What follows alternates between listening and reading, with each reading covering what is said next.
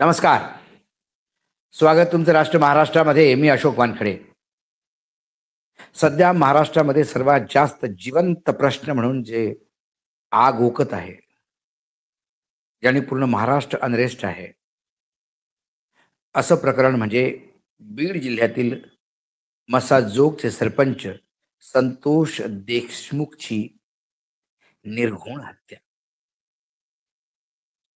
आज त्यांची हत्या होऊन 1 महिना उलटला, तरी पण पूर्ण वातावरण, राजकीय वातावरण तापलंय. एकामेकावर आरोप प्रत्यारोप चालले. तू त्याचा राजीनामा घे, तू त्याचा राजीनामा दे. मी का देऊ? माझ्या समाजाचा का, तुझ्या समाजाचा का? समाज इन्व्हॉल्व झाले, सरकार इन्व्हॉल्व झालं. पण शेवटी महाराष्ट्राचं पोलीस काय करताय? आता संतोष देशमुखचा पूर्ण परिवार, म्हणजे त्याची मुलगी, त्याचे भाऊ, पाण्याच्या टंकीवर उभं राहून त्यांनी शेवटी निषेध व्यक्त केला की अजूनही 8वा आरोपी फरार आहे, त्याला घेतलं जात नाही. आणि हा वाल्मिकी कराड जो सर्वात मोठा विलन आहे, यामधला किंगपिन आहे, त्याच्यावर अजूनही हत्येचा मुकद्दमा दर्ज, म्हणजे FIR ने टाकली. त्याला खंडणीची त्याच्यावर आरोप लावले. खंडणी आणि हत्या ही जोडूनच आहे, असं त्या परिवाराचं म्हणणं आहे. जेव्हा परिवाराने हे इतका पाण्याच्या टंकीवर उभं राहून, मग महाराष्ट्राचे लाडके मुख्यमंत्री, जे स्वतः गृहमंत्री आहेत, आदरणीय देवेंद्र फडणवीसांनी तुरंत SIT आणि CIDच्या अधिकाऱ्यांना फोन करून अतिशय दाटून सांगितलं की कोणाला या दयामाया दाखवू नका आणि कुठल्याही हालतीत या हत्येतल्या इन्व्हॉल्व असलेल्या लोकांवर कठोर कार्यवाही करा, हा आदेश दिला. त्यांनी आतापर्यंत काय काय केलं त्याचा आढावा घेतला.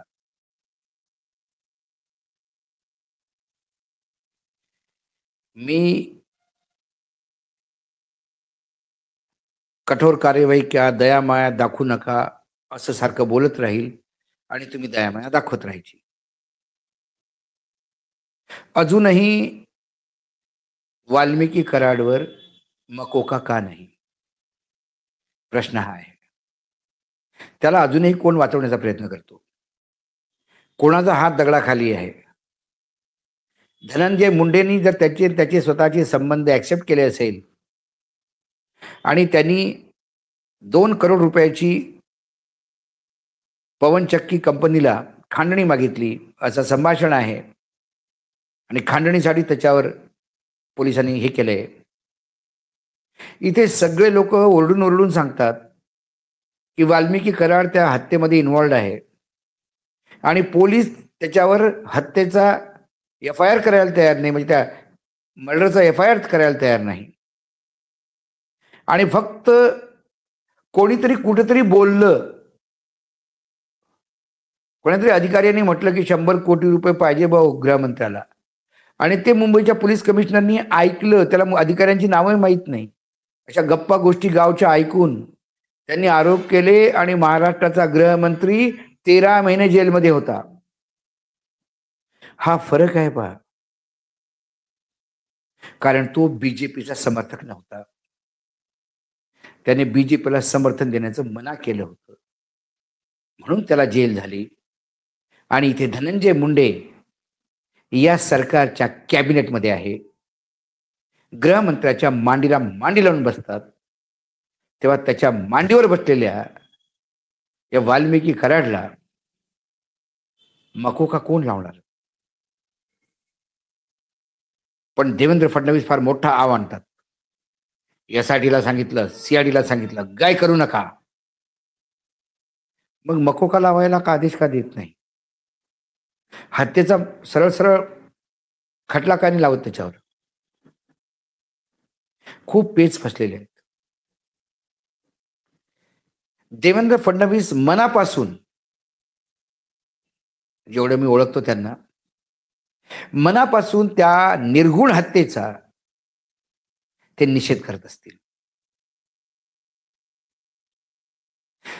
त्यांना हा साप मारायचा आहे, पण पाहुण्याच्या हाताने. पाहुणा शोधतायत. आता महाराष्ट्राचे मुख्यमंत्री म्हणून गुडघ्याला बाशिंग लावून बसलेले काँग्रेसचे अध्यक्ष नाना पटोले यांच्या आईचं देहवासन झालं. राष्ट्र महाराष्ट्राकडून आम्ही त्यांच्या आईला श्रद्धांजली वाहतो. तेव्हा दुखवटा व्यक्त करण्यासाठी म्हणून मुख्यमंत्री त्यांच्या घरी गेले आणि जवळजवळ 15 मिनिटं बंद रूममध्ये चर्चा झाली. नाना पटोले काही समर्थक असं मला म्हणाले की आता नाना भाऊ दुखवट्यातनं बाहेर आले की धनंजय मुंडे विरुद्ध मोठा फ्रंट खोलणार आहेत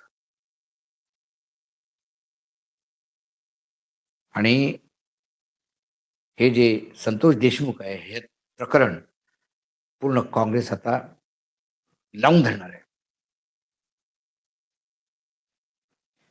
एकनाथ शिंदे, संघ, बीजेपीचे सुरेश धस रोज नवीन नवीन खुलासे करतायत. तरी पण धनंजय मुंडेचा राजीनामा नाही. झिरो टॉलरन्स जे सरकार आहे ते असं आहे. झिरो टॉलरन्स म्हणजे आमच्या सोबत असलेल्या लोकांच्या विरुद्ध कुठलेही तुम्ही आरोप करायचे नाही, त्याला झिरो टॉलरन्स म्हणतात. आम्ही कुठलेही आरोप टॉलरेट करणार नाही, झिरो टॉलरन्स. मग तो किती व्यभिचारी असो, किती भ्रष्टाचारी असो, ईडीच्या रेड झाल्या असो, संपत्ती जप्त झाली असो, तो आमच्यासोबत असल्यामुळे त्याच्यावर आता प्रश्न विचारायचा नाही. पूर्ण त्या बीडचं बिहार सारखं वातावरण, माफियागिरी समोर आली. अक्षरशः अंगावर काटा येतो की महाराष्ट्रात बीडमध्ये असं चालतंय. अरे बाप रे बाप. आणि एक हा वाल्मिकी कराड साम्राज्य स्थापन करतो, त्याला सुरुंग लावणार कोण? कारण तो त्याच्या मांडीवर बसलाय, तो यांच्या मांडीला मांडी लावून मंत्रिमंडळात आहे. त्यामुळे वाईट वाटतं, संतोष देशमुख सारख्या लोकांचं वाईट वाटतं, जे भ्रष्टाचार विरुद्ध बोलतात, जे दादागिरी विरुद्ध बोलतात, माफियागिरी विरुद्ध बोलतात. कारण सगळं पोलीस डिपार्टमेंट या वाल्मिकी कराडच्या इशाऱ्यावर नाचायचं. ज्याच्यावर 10-10, 12-12 केसेस आहेत, भयानक केसेस आहेत, अतिगंभीर धारा लागलेल्या आहेत, सेक्शन्स लागले, कलमा लागलेले आहेत. असा माणूस लाडक्या बहीण योजनेच्या किंवा जिल्हा विकास नियोजनच्या सदस्य असतो मीटिंग कमिटीचा. काय क्वालिफिकेशन आहे ना. मग असा माणूस जर असला तर काय कलेक्टर त्याच्या विरुद्ध बोलणार, काय एसपी त्याच्या विरुद्ध बोलणार? आणि एसपी आणि कलेक्टर जर खिशात टाकले तुम्ही, मग तुम्ही राजे ना. हू केअर्स?